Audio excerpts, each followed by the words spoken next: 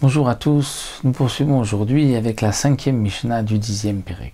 La Mishnah nous enseigne Kol hachataot shebatorah kodmot lahashamot.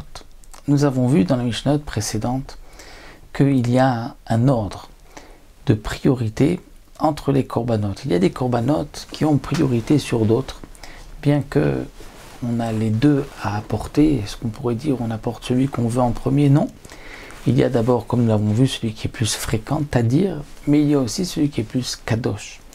Et dans ce qui est plus kadosh, c'est parfois parce qu'il va agréer, ou parce qu'il a plus de choses, ou parce que c'est du sang, et là c'est qu'une offrande. Donc ça a des dynimes particuliers qui vont lui donner priorité sur un autre korban.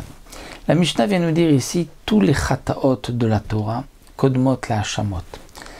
Si quelqu'un doit porter un korban khatat, un korban hacham, toujours le korban khatat en premier.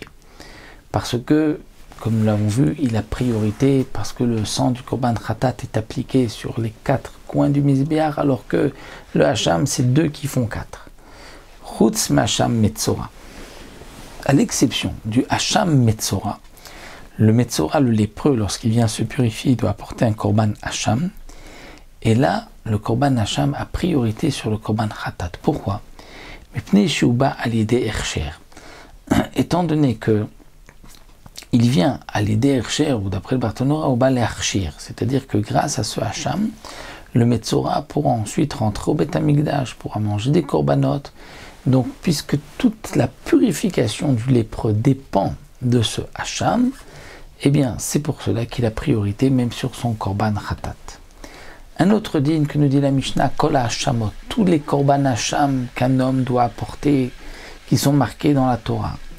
C'est-à-dire hacham meilot, parce qu'il a profané, hacham gezelot, hacham shifra charoufa. Tous les hachamot chez Batora, baïn beneshtaim, il faut que la bête ait 2 ans. Ou baïn bekesef shkalim, et il faut aussi un certain prix, kesef shkalim, de shkalim, comme c'est marqué dans la Torah, Berkecha Kesef Shkalim.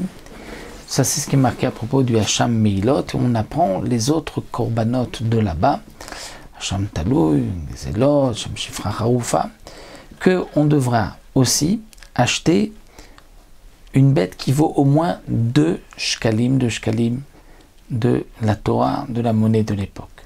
Chutz, à l'exception du Hacham Nazir et Hacham Metzora, le hacham d'un nazir. Le nazir doit aussi apporter un korban hacham.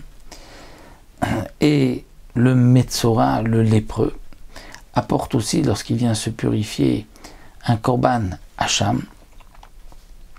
Eh bien, dans ces 2 cas, le korban hacham ne doit pas être de 2 ans, mais au contraire, vient chez Baim Beneshnatan dans la première année. Venan Baim Kesef Shkalim, mais il n'est pas nécessaire de payer par 2 shkalim, mais même un seul shekel suffit, puisque dans les autres, la Torah dit qu'il doit avoir 2 ans, donc 2 shkalim. Donc on comprend que lorsqu'il ne doit pas avoir 2 ans, il n'a pas besoin d'être de 2 shkalim. Donc ça, c'est ce que la Mishnah vient nous enseigner ici, que les korbanot hacham ont un prix, mais le korban hacham, Nasser hacham et Tzora n'ont pas de prix, n'ont pas non plus, on ne doit pas attendre la 2e année, mais dans la première année, c'est ainsi qu'on va sacrifier le hacham nazir, hacham et Tzora, une bête de sa première année et non pas une bête de 2 ans.